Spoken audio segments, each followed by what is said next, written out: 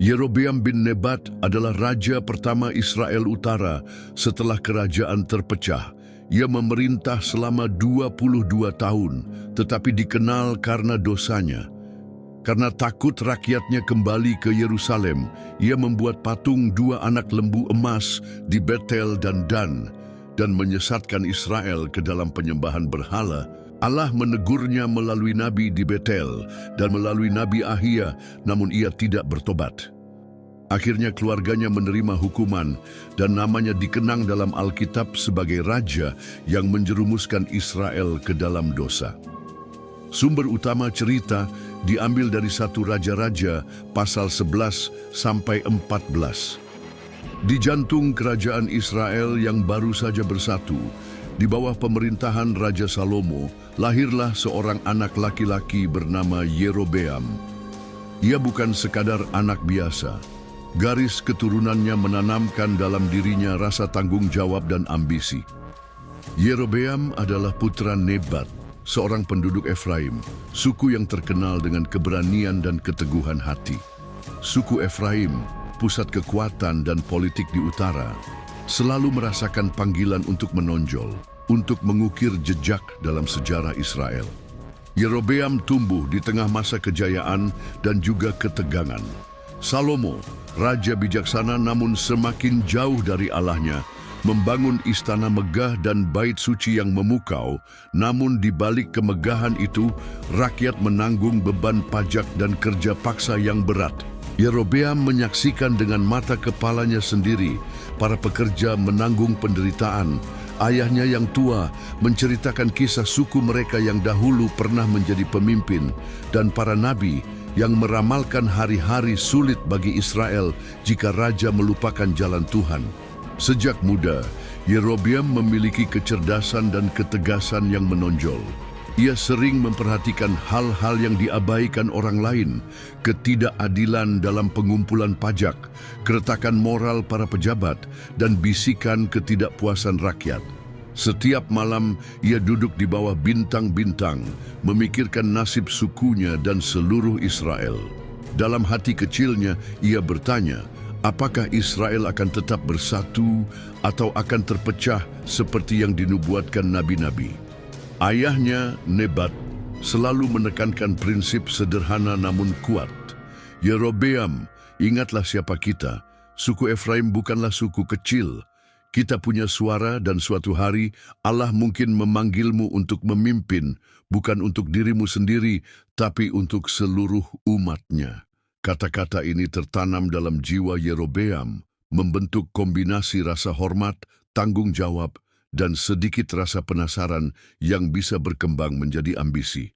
Di sekolah hidup yang keras itu, Yerobeam juga belajar tentang politik dari para pemimpin lokal. Ia menyaksikan persaingan antara pejabat istana, intrik keluarga kerajaan, dan pengaruh nabi yang kadang diabaikan oleh Salomo. Semua pengalaman ini menjadi pelajaran penting. Ia tahu bahwa kecerdasan dan keberanian saja tidak cukup. Kepemimpinan membutuhkan strategi, keberanian, dan terkadang keputusan yang sulit, keputusan yang dapat membahagiakan atau menghancurkan. Namun, meski Yerobeam memiliki ketajaman mata dan keberanian hati, ia juga seorang manusia muda dengan keraguan. Malam-malam panjang di Efraim dipenuhi doa dan pertanyaan, apakah ia cukup bijaksana untuk memimpin suatu hari nanti? Apakah ia akan mengikuti jalan Allah atau tergoda oleh kekuasaan duniawi yang tampak begitu menggoda di istana Salomo? Di tengah perenungan itu, Allah mulai berbicara melalui para nabi, menyampaikan nubuat tentang pembagian kerajaan yang akan datang. Yerobeam, meski masih muda, mendengar bisikan nubuat itu melalui desas-desus dan cerita rakyat. Suatu hari, kerajaan Israel tidak akan lagi bersatu di bawah satu raja. Bagi Yerobeam, nubuat ini bukan sekadar cerita, itu adalah bayangan masa depan yang bisa ia sentuh dan mungkin bahkan bentuk. Waktu berjalan, Yerobeam, yang dahulu hanya seorang pemuda cerdas dari suku Efraim, kini telah menjadi seorang pria dewasa, berpengalaman, dan dipandang banyak orang sebagai pemimpin alami. Ketajaman pikirannya yang diperoleh sejak muda, serta keberaniannya menegakkan keadilan di wilayahnya, membuat namanya mulai dikenal. Para tetua suku dan rakyat biasa mulai membicarakannya dengan penuh rasa hormat, bahkan beberapa pejabat istana mulai memperhatikannya dengan campuran rasa takut dan kagum. Salomo, raja yang bijaksana namun semakin larut dalam kemewahan, tak lagi memperhatikan dengan seksama suara hati rakyat, pajak yang berat, pembangunan yang tak henti-hentinya, dan pelayanan yang memaksa rakyat bekerja tanpa henti membuat ketidakpuasan meningkat. Yerobeam, yang kini dipercaya sebagai pengawas pekerja dan pengatur urusan sipil di bagian utara kerajaan, menyaksikan penderitaan rakyatnya secara langsung. Ia mulai berpikir, apakah kerajaan ini benar-benar berjalan menurut kehendak Allah atau hanya memenuhi ambisi pribadi raja? Saat itulah Allah yang selalu setia mulai menegur dan membimbing Yerobeam melalui Nabi Ahia, seorang pria yang terkenal karena ketegasan nubuatnya. Suatu hari, Ahia memanggil Yerobeam ke sebuah tempat sunyi, jauh dari hiruk-pikuk istana, dan berkata, "Yerobeam, hambaku, dengarlah firman Tuhan. Aku akan membelah kerajaan dari tangan Salomo dan memberikannya kepadamu. 10 suku di utara akan menjadi kerajaanmu, dan engkau akan memimpin mereka seperti hambaku Daud dahulu memimpin Israel. Tetapi dengarlah peringatanku, jika engkau berjalan di jalanku, engkau akan berhasil. Jika engkau menolak perintahku dan mengikuti jalan hatimu sendiri, kehancuran akan datang." 1 Raja-Raja 11 ayat 29 sampai 39. Yerobeam mendengar kata-kata itu dengan hati bergetar. Ia tahu ini bukan janji biasa. Ini adalah panggilan ilahi yang membawa tanggung jawab besar. Namun, panggilan itu juga menimbulkan dilema. Bagaimana ia bisa memimpin sebuah kerajaan yang terpecah, yang rakyatnya terbagi antara kesetiaan pada Salomo dan rasa sakit akibat beban yang ditimpakan padanya? Kabar ini sampai ke telinga Salomo. Ia pun berusaha membunuh Yerobeam. Tetapi Yerobeam melarikan diri ke Mesir, mencari perlindungan pada Raja Sisak dan menetap di sana hingga kematian Salomo. Setelah Raja Salomo mangkat, takhta kerajaan diwariskan kepada anaknya, Rehabeam. Bangsa Israel berkumpul di Sikem, kota penting di wilayah Efraim, untuk menobatkan Rehabeam sebagai raja. Namun, rakyat datang dengan hati yang gelisah. Mereka lelah dengan pajak dan kerja paksa yang dibebankan oleh Salomo demi pembangunan istana dan bait Allah. Mereka mengutus Yerobeam bin Nebat yang baru kembali dari Mesir sebagai juru bicara mereka. Yerobeam dan rakyat berkata kepada Rehabeam, "Ayahmu telah memberatkan tanggungan kami. Sekarang ringankanlah beban kerja keras dan kuk yang berat itu, maka kami akan menjadi hambamu untuk selamanya." Rehabeam meminta waktu 3 hari untuk berpikir. Ia memanggil para tua-tua yang pernah mendampingi Salomo. Mereka menasihatinya. "Jika engkau hari ini mau menjadi hamba bagi bangsa ini, berbicaralah dengan lemah lembut dan layani mereka. Maka mereka akan menjadi hambamu sepanjang hidupmu." Namun, Rehabeam juga meminta pendapat teman-teman mudanya yang tumbuh bersamanya di istana. Mereka berkata, "Jangan dengarkan rakyat. Katakan begini, jari kelingkingku lebih besar daripada pinggang ayahku. Jika ayahku membebani kamu dengan kuk yang berat, aku akan menambahnya. Jika ayahku menghajar kamu dengan cambuk, aku akan menghajar kamu dengan cambuk berduri." Rehabeam menolak nasihat orang tua dan memilih kata-kata keras dari teman-temannya. 3 hari kemudian, rakyat kembali. Mereka menanti jawaban penuh harap. Tapi Rehabeam berkata dengan nada angkuh, "Ayahku memberatkan kuk kamu, tetapi aku akan menambahnya. Ayahku menghajar kamu dengan cambuk, tetapi aku akan menghajar kamu dengan cambuk berduri." Mendengar itu rakyat marah. Mereka merasa diabaikan, maka mereka berseru, Apakah bagian kita pada Daud? Tidak ada warisan bagi kita dari anak Isai. Pulanglah ke kemah-kemahmu, hai Israel. Sekarang lihatlah rumahmu sendiri, hai Daud. Sejak hari itu, 10 suku Israel menolak keturunan Daud, dan hanya suku Yehuda dan sebagian Benyamin yang tetap setia. Kerajaan Israel pecah menjadi dua. Kerajaan Yehuda di selatan diperintah Rehabeam dari Yerusalem. Kerajaan Israel di utara dipimpin Yerobeam. Rehabeam merasa dihina, segera mengumpulkan pasukan dari Yehuda dan Benyamin berjumlah 180.000 prajurit pilihan untuk merebut kembali Israel. Namun tiba-tiba datanglah Semaya, abdi Allah, seorang nabi. Ia menyampaikan firman Tuhan kepada Rehabeam dan seluruh pasukannya. Jangan maju untuk berperang melawan saudara-saudaramu, orang Israel. Pulanglah masing-masing ke rumahnya, sebab akulah yang menyebabkan hal ini terjadi. 1 Raja-Raja 12 ayat 24. Mendengar firman itu, Rehabeam dan pasukannya taat. Mereka membatalkan rencana perang dan pulang ke rumah masing-masing. Dengan demikian, nubuat Tuhan digenapi bahwa kerajaan akan terbelah karena dosa Salomo.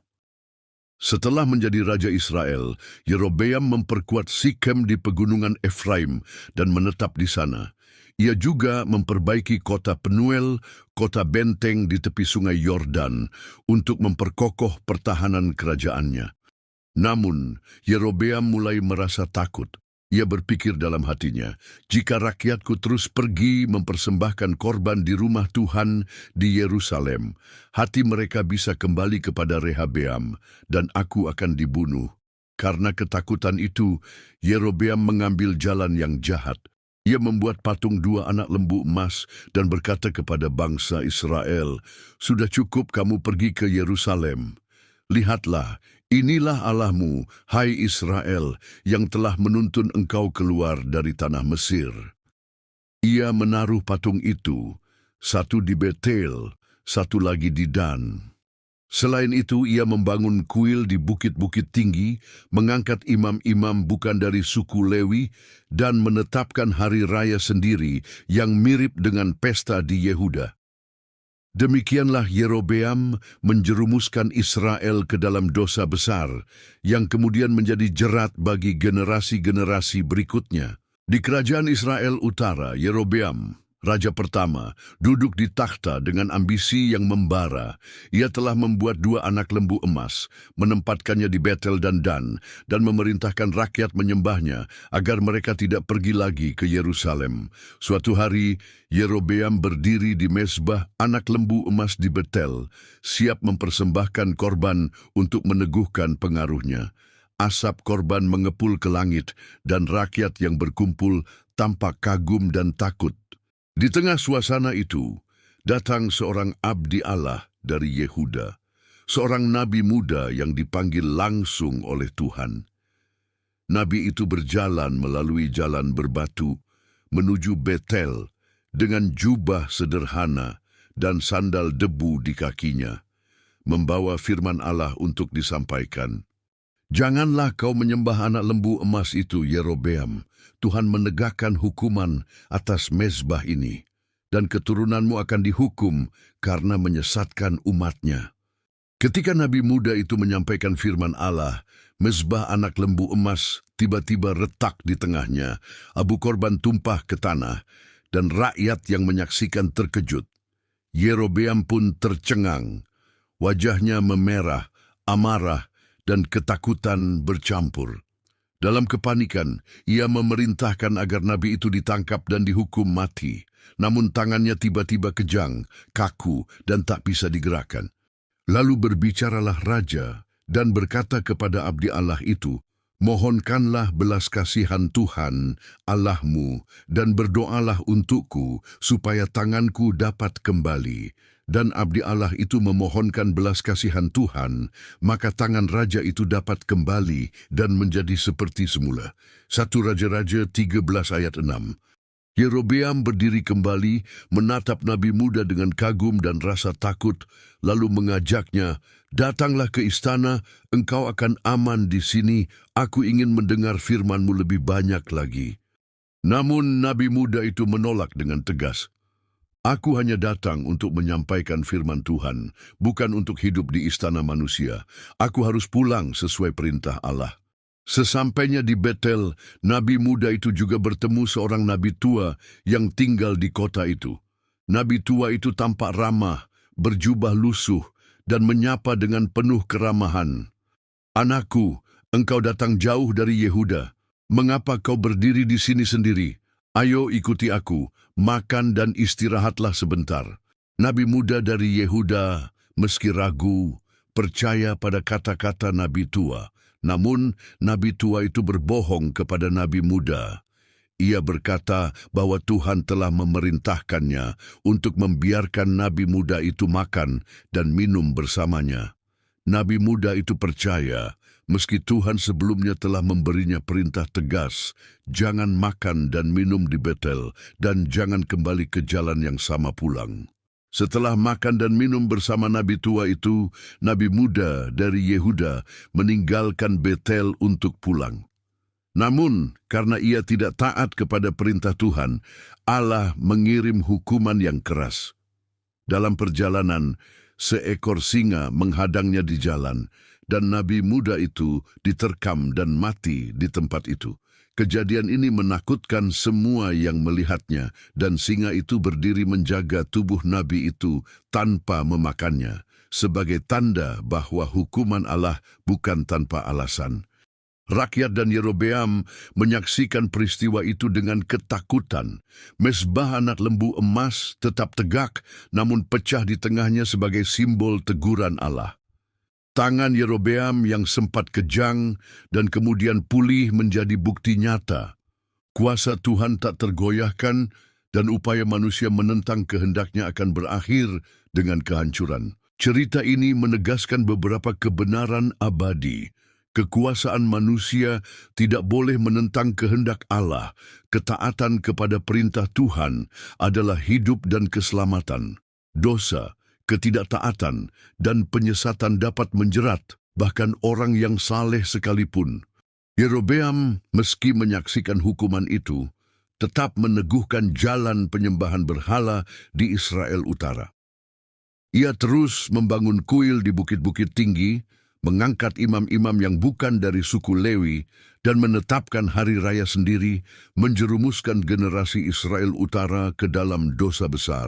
Mezbah pecah, tangan raja yang sempat kejang, dan singa yang menjaga tubuh nabi muda menjadi peringatan nyata bahwa Allah selalu menegakkan firman-Nya dan tidak ada manusia yang bisa menghalanginya. Di kota Tirza, suasana istana dipenuhi kecemasan. Abia, putra Raja Yerobeam, terbaring sakit. Tubuhnya kurus, wajahnya pucat, dan napasnya tersengal. Ia adalah anak yang berbeda dari saudara-saudaranya, lembut hati, penuh hormat, dan tidak mengikuti jalan ayahnya yang menyembah berhala. Seluruh pelayan istana berusaha merawatnya, tetapi penyakit itu tak kunjung sembuh. Yerobeam duduk gelisah di singgasananya. Pikiran masa lalunya menghantui.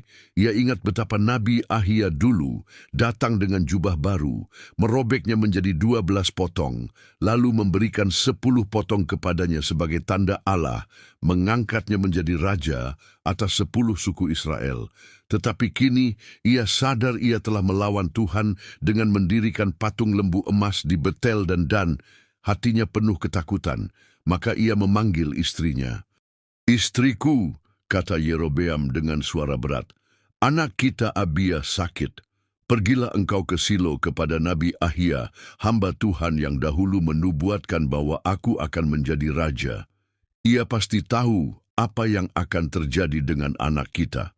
Tetapi jangan sampai ia tahu engkau istriku. Menyamarlah sebagai orang lain. Bawalah 10 roti, beberapa kue kismis, dan sebuli-buli air madu untuk dia." Sang ratu mengangguk, meski hatinya berat.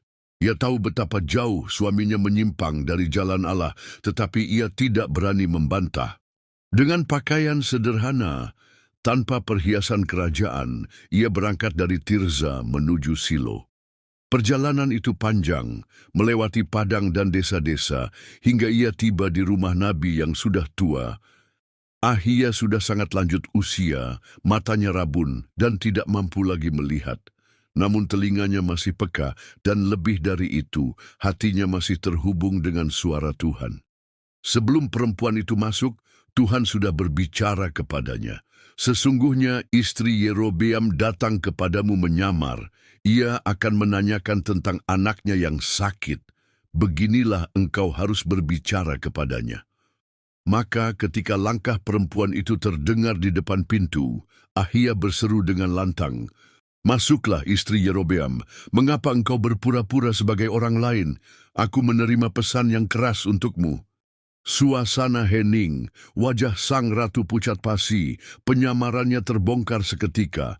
Dengan suara gemetar, ia mendekat Ahia lalu menyampaikan firman Tuhan, "Pergilah, katakan kepada Yerobeam, beginilah firman Tuhan Allah Israel, aku telah meninggikan engkau dari tengah bangsa, menjadikan engkau raja atas umatku Israel. Aku merobek kerajaan dari keluarga Daud dan memberikannya kepadamu. Tetapi engkau tidak seperti hambaku Daud, yang hidup mengikuti perintahku dengan segenap hati, yang melakukan apa yang benar di mataku. Engkau malah berbuat lebih jahat dari semua yang hidup sebelum engkau. Engkau membuat bagimu Allah lain, patung-patung tuangan, untuk menimbulkan sakit hatiku, dan engkau membuang aku ke belakang punggungmu.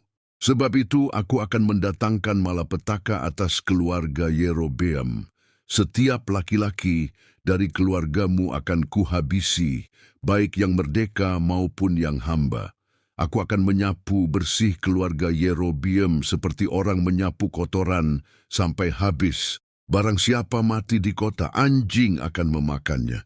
Barang siapa mati di padang, burung-burung di udara akan memakannya. Tuhan telah berfirman, mengenai anakmu yang sakit ini, begitu engkau masuk kembali ke kota, ia akan mati. Dialah satu-satunya dari keluarga Yerobeam yang akan dikuburkan dengan layak, sebab padanya ditemukan sesuatu yang berkenan di hati Tuhan." Air mata jatuh dari wajah perempuan itu.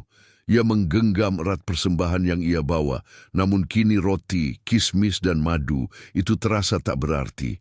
Ia tahu nubuat ini pasti akan terjadi. Dengan hati remuk, ia kembali ke Tirza. Langkahnya berat, setiap meter terasa bagai 1000. Ketika akhirnya ia menjejakkan kakinya masuk ke ambang rumah, terdengar suara ratapan dari dalam. Abia, anak yang dikasihi, baru saja menghembuskan napas terakhir. Ratapan memenuhi istana. Israel berkabung, sebab Abia dikenal sebagai anak yang baik. Ia dimakamkan dengan layak, sesuai nubuat Nabi. Tetapi setelah itu, rumah Yerobeam tetap diliputi kegelapan. Dosa sang raja terus membawa Israel ke dalam jalan yang salah. Yerobeam memerintah selama 22 tahun, lalu ia pun mangkat. Putranya Nadab menggantikannya menjadi raja. Sementara itu di Yehuda, Rehabeam anak Salomo memerintah. Ia berusia 41 tahun ketika naik takhta, dan ia memerintah 17 tahun di Yerusalem, kota yang dipilih Tuhan untuk menegakkan namanya. Namun Yehuda pun berdosa di hadapan Tuhan. Mereka mendirikan bukit-bukit pengorbanan, tugu-tugu berhala, dan patung-patung Asyera di setiap kota. Mereka melakukan perbuatan-perbuatan keji, sama seperti bangsa-bangsa yang dahulu dihalau Tuhan dari hadapan Israel. Karena dosa itu, dalam tahun kelima pemerintahan Rehabeam, datanglah Sisak, Raja Mesir. Ia menyerang Yerusalem, merampas segala harta benda di rumah Tuhan dan di istana raja, termasuk perisai emas yang dibuat Salomo. Rehabeam menggantinya dengan perisai-perisai tembaga, lambang kemerosotan kemuliaan kerajaan. Meski demikian, masih ada peperangan terus-menerus antara Rehabeam dan Yerobeam sepanjang hidup mereka. Akhirnya, Setelah 17 tahun memerintah, Rehabeam mangkat dan dikuburkan di kota Daud. Abiam, anaknya, naik menjadi raja menggantikan dia. Demikianlah kisah Rehabeam, Raja Yehuda, yang meskipun mewarisi hikmat Salomo, gagal menjaga bangsanya dari penyembahan berhala. Yerobeam, raja yang mengkhianati Allah, kehilangan anaknya sebagai tanda penghakiman. Dua kerajaan, dua raja, tetapi satu masalah yang sama, ketidaksetiaan kepada Allah. Sampai jumpa pada cerita Alkitab berikutnya. Tuhan Yesus memberkati.